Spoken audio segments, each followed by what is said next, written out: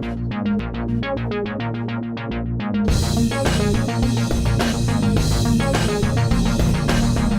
right. Well, I'd like to welcome Duke Long from Interstate Sawing and Demolition to the Contractor's Bible.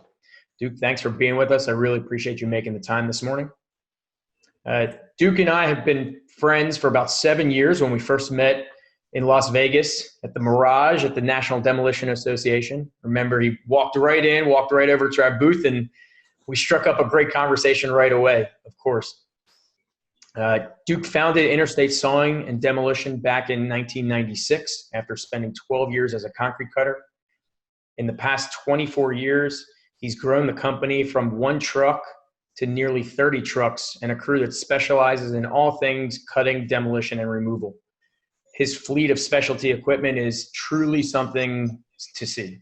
It's pretty incredible every time I've been up to his shop to see what's new and what's innovative. He's usually the first person to have it and testing it out, and it's pretty awesome. So, Duke, thank you for being with us. I appreciate you making the time. Yeah, no problem. So tell me, 12 years as a concrete cutter, what made you decide to go into that industry originally? Well, I was a ninth grade dropout, so getting into the trades was kind of a natural direction for me. Around 18 years old, I got into non-union road construction. When I was about 22 years old, I got the opportunity to get into the union, get into building construction, and that really changed my life right there because the work was a little bit more, instead of seasonal, road seasonal. It was more year-round, and also benefits, pension, insurance, vacation, all them things. So it really took me to the next level. And then I was working. Then I went to work for a concrete cutter, and within about 2 or 3 years, I was running their out-of-town projects, and it was the best job I ever had. And I every time I got out of that truck and I was to start a new job, I just pretended, I almost like fantasized that this was my own business and I'm going to run this particular job like it was my own business. And I just enjoyed it. And I'm constantly thought about it 24/7 about how I can make this job better and better and better. I just took it so serious. And then I started to have this dream, this dream about going out and doing it on my own. And it got to the point where I thought the people that I was working for started getting a little complacent. And I just thought I could do it in a better way. So my wife, fortunately for me, I had a wife that was behind me 100%. She believed in me 100%. And we both determined, fail or succeed, I was never going to be happy unless I at least got out there and gave it a shot. So we did. November 96, I quit the best job I ever had. And we started Interstate Sawing at that point. Yeah. So now this is the best job that you ever had. That used to be the best job. Now this is the best job, right?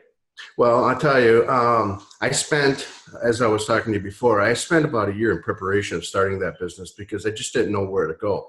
At that point, the only thing I had was our personal accountant that did our taxes every year.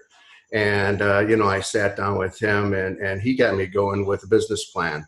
But I'm going to tell you, from the day we started our business, because we were so well prepared financially, we never worried about money in the beginning. And, we started that business and everything right from the get-go.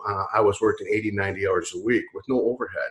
So we were a money-making machine. But I spent probably the first 7 or 8 years regretting that decision. People, when I tell them that, they just cannot believe it.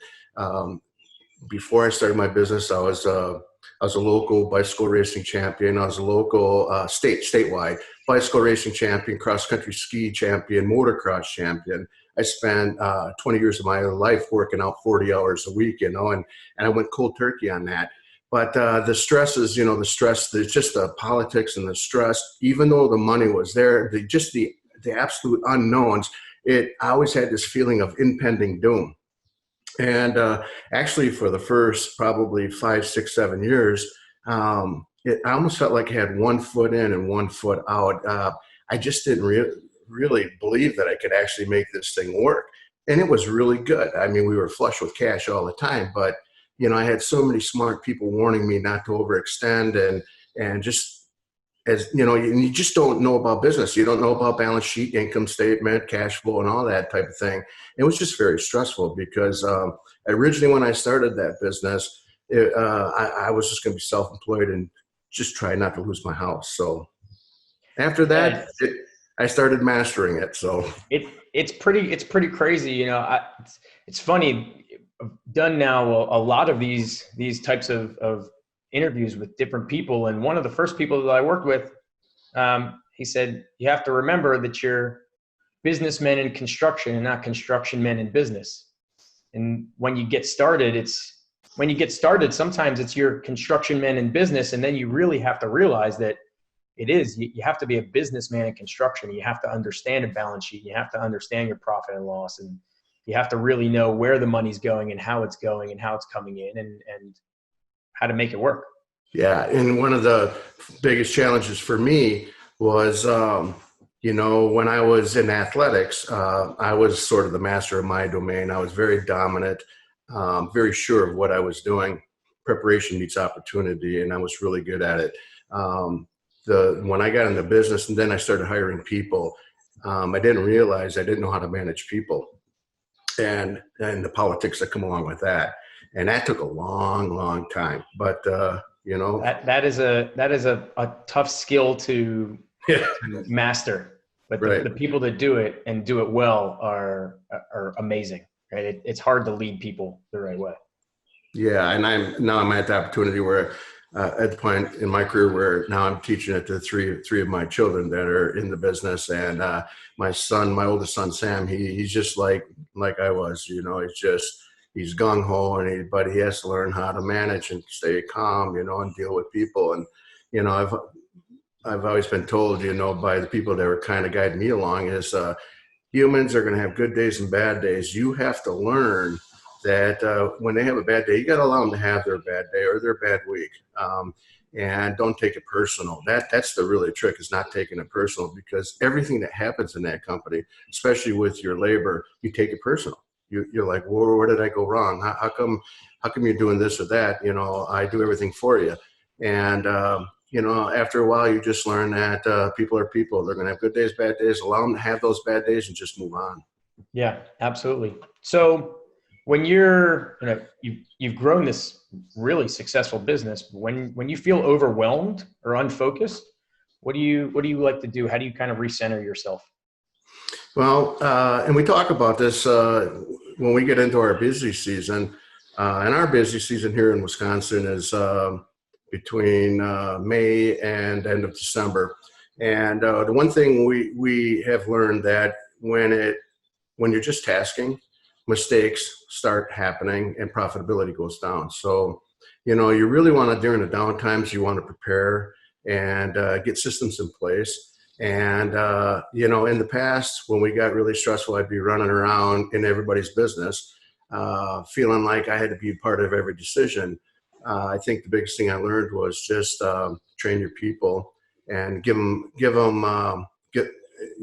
that responsibility and have faith in that they're going to make good decisions and they're capable of anything. If you give them a little trust and you believe in them, they're capable of anything, and they'll go out and do the job. They want to do a good job for you. So the biggest thing that I've learned is just sit back and let them make their own decisions. And, but I got to make sure during them off times that I'm getting them OSHA 30 trained, getting them CPR certified, getting them certified and training them, especially with the specialty equipment and that, so they're prepared when the busy season comes. So I guess what I do now is just, I was just complaining to my office manager the other day. I think 24 years in business now, and everything just seems in slow motion right now. And I feel like that we're absolutely slow and we're not even getting anything done, but yet we're having year after year after year, we're having bigger years and we're more profitable. Not only more gross dollars, but down on the bottom, the percentages are coming up higher. So it must be doing something right. Look, that's all that matters. I'm a big believer in, if you give people the right tools to do their job and you give them some trust and you train them, they can do amazing things. Right? Sure. You've got two options when you bring people on into your company. You can either train them the right way, and or you can train them, or you can not train them, right? Either way, if they're not successful, if you don't give them the tools and they're not successful, they're going to leave you. Or if you train them and you trust them and you respect them, the chances are they're going to stick around. And the worst case that happens, if they do leave them, they left a better person because you gave them the right tools and you helped them grow a little bit. Yeah, the worst thing you can do is micromanage. What I do is I give each manager ownership of their particular area. I have an office manager, I have a sales manager, I got a shop manager, and and give the operators ownership of their equipment, like their trucks and their equipment and that, and they start acting like owners. Worst thing you do is micromanage, because what happens, and I talk to a lot of other business owners when they're asking me what was our formula. Worst thing you do is micromanage, because you're up there and you're tasking, and opportunities come along, and by the time you realize you had an opportunity, it's already 2 weeks down the road and it's gone. So I've always said you got to be able to put yourself in a position where you can put your feet up, have a cigar, smoke, and actually fantasize about your future. Think about, dream about your future, fantasize about it. And if you're not tasking and you're not micromanaging, when that opportunity comes, you'll be ready for it. And Absolutely. You will go into a growth mode. So I can't have you on this show and not talk about some of the incredible projects that you guys have done. It's always been, I personally love seeing the YouTube videos and all the social media that you guys put out and you create, of the different crazy projects and the stuff that you come up with. What's been one of your favorite, it's probably hard to choose, but what's been one of your favorite projects that you guys have done? Whether it was, I know you guys drove down to Fort Lauderdale, you did a bank vault on the upper floor of a building here. I know you guys just did a job in Bermuda, right? Barbados. Barbados, right? So for the prime minister out there. What's give me maybe one, it's going to be hard to choose, but give me one of your favorite projects you guys have ever done. I think down in Oak Brook, close to Chicago, 2 years ago, it was a big project, and we're known around the world just because our industry is so small, and our specialty industry. We're a concrete cutter by trade, but we got into robotic demolition around 2007, and then we combined the two and became a hybrid. But so a lot of people know our capabilities. They had a contractor had a big job down there in Oak Brook, and they made a huge mistake. They didn't realize that in the contract it said that that you're only going to be able to. It was an old Sears building. It was 4 stories, so they wanted to bring the top 2 floors down and go up, I think, like 6 stories, and they're going to go off the columns. So the problem is that there was an active mall underneath, and the place was surrounded on 3 sides by an active mall and $10 million homes. So in the plan, it said that you couldn't use jackhammers except for maybe 2 hours a day from 7 to 9 o'clock. That was it.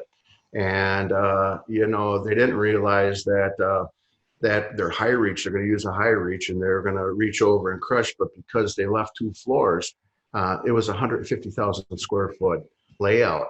And because you had 2 floors still remaining, the high reach can only go in so far before it hits. It's the remaining 2 floors. So then traditional methods, they were going to go to a jackhammer, but they were so limited. You're not going to get anything done 2 hours a day. So it said right in the plan that it had to be done by processor, a crusher basically. And the other thing is that there was a 7,000 pound weight limit on the floor, and there was a reach from floor to floor was 20 feet reach. Well, there's no equipment in the world that is 7,000 pounds or less and that can reach 20 feet up with a crusher. So we made the equipment. We took 2 robots, we ripped the arms off them, we extended the arms by 6 feet, and we put wider tracks on, and we came up with 2 robots that did that very task, and it went really well. So we engineered a solution. The customer was super happy. We kept them right in their time frame and in their budget. And so that was a really exciting job for me. And besides like some of the nuclear work we do, I think Barbados was a highlight. I've been out of the field myself. I've been a working owner, and I pulled myself out of the field about a year and a half, 2 years ago. And when we got this job in Barbados, my wife says, "You're out of retirement. We're going to Barbados." And You're so like, I'll volunteer to go down there for a couple of yeah, weeks. she sat on the beach for 2.5 weeks, and I went from sitting in my office to working 7 days a week, 12 hours a day in 95-degree weather. It was brutal the first week, but after that, I got right with it. So we expected that job to go 4 to 6 weeks. It was 8-story building. The government hired us to bring down the top 4 floors because it was in Bridgetown, very tight, third world construction and very tight area down there. And so controlled demolition. And basically we brought, there was 10,000 square feet per floor. And we brought, it was my senior guy and myself, 2 robots, and they had a support group of about 20 guys. And we brought that 4 stories down in 2.5 weeks. So huge success for us, and gave us an international flair, the taste or whatever. It was awesome. That's amazing. Mm-hmm. Every time I hear of a new project or I see something else that you guys have done or are doing, it just blows my mind. It's always very interesting. So what's one that didn't go so well that you really learned from? You probably haven't had one of those in a while. Yeah, I mean, we managed pretty well. I've been in the industry for 37 years, and I'm intimately involved with all big quotes and really well thought out. If there's a knock on my company, it's always the same thing, that we're known to be very expensive, and the reason why we're expensive is because of that special equipment we have and them capabilities, but because we think about so intimately, we think about, if this job goes bad, some of the things that could happen. And I always seem to put coverage in my, I don't like to surprise my customer. I almost never have to go back and ask for more money. I really can't think of anything that I better knock on wood here. So, we just had some, there's always going to be, we do about 30 different jobs a day, and there's always going to be something. But I've always preached that we're going to make mistakes. Let's just, we're not going to harp on them. We're not going to dwell on them. We're going to learn from them and move on. It's just something that I've always, that's the way I've always approached it. Absolutely. So I know you've done a lot of podcasts and you've spoken with a lot of people, and you are known around in the robotic demolition industry, but as you've gone around and you've talked to people, what's some of the, I guess, I don't want to say bad advice, but some things that people have told you that you have found on your own to say, you know what, I see it a little bit differently? Besides politics? Well, man, we could go on in that forever. Yeah, well, we're proud of our politics, and you were a union company, and typically how our union companies are, but I'm proud to say that all my people are very conservative. We're very conservative up here in Wisconsin, and we're proud of our conservative vote for Donald J. Trump. So we think it's been really good for the industry and for our country. But that's one thing I like to do. I like to talk to people, and my wife has always said, as long as I'm talking about myself, I'll never shut up, and I'll always have something to say. But one thing I've learned is I always have my ears open for opportunities to expand my business within my industry. And so there's a lot of different things that we looked at. We were looking at hydro excavating. We were looking at hydro demolition, very expensive, and if you think about it, they're pretty close to our industry in that a lot of times with my specialty equipment, we're electric excavating with mini excavators with electric motors or skid steers with electric motors, and you compete against hydro excavators. Hydro demolition, that is direct competition with electric robotic demolition. So, I've expanded in a lot of areas just by talking to a lot of smart people, but I try to keep it within my industry and not to get too scatterbrained. Like I said, I always try to tell people expand as much as you can, diversify as much as you can, but don't go out and buy a hot dog stand or not a restaurant or a bar or anything like that. Consolidate in your effort, but try to cover everything you possibly can within that industry. Well, this coming from a guy who about 3 years ago just decided that he wanted to race cars for about a year and a half. Yeah. So we'll go into that story another time, which is another amazing story. Yeah, I was titled the oldest rookie in the country, and we went straight into it, man. I mean, wide open into the highest level. So it is fantastic. So you have to tell me, what you are always on the cutting edge with technology with your equipment, right? What's something that you have seen recently or something that you've added recently? So I know you've got, a whole bunch of demo robots. You've got the electric skid steers, the electric buggies, you even have an electric mini crane, right? So what's something that's new that maybe I haven't seen, because I haven't come up to see you in probably maybe a year or so. Well, definitely the hottest thing that we got going right now, we just hired a new salesman for it, is polishing and grinding. So when you go to the world of concrete, and you've been there every year, in the last probably 6-7 years, you can actually see that growing. And we started out with just doing trip hazards, and now we're getting into bigger. We're not quite there where we're polishing finished floors or anything like that, but getting rid of high spots.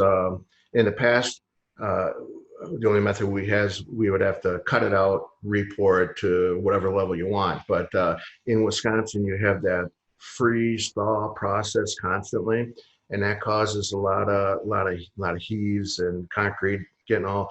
So we go to the hospitals or courthouse or municipalities, and we show them what we can do, and then they'll just have a budget. They'll hand us over a budget for the year, and then we can kind of use it as a filler and come in. They'll have painted edges and that, and we'll just grind them down. So now we hired, like I said, a salesman, and that we're really purchasing a lot of grinding equipment, and that's going to take a lot of seasonality out of our work too, because that could be year round. So that's probably the one thing that I'm most excited about right now. That's awesome.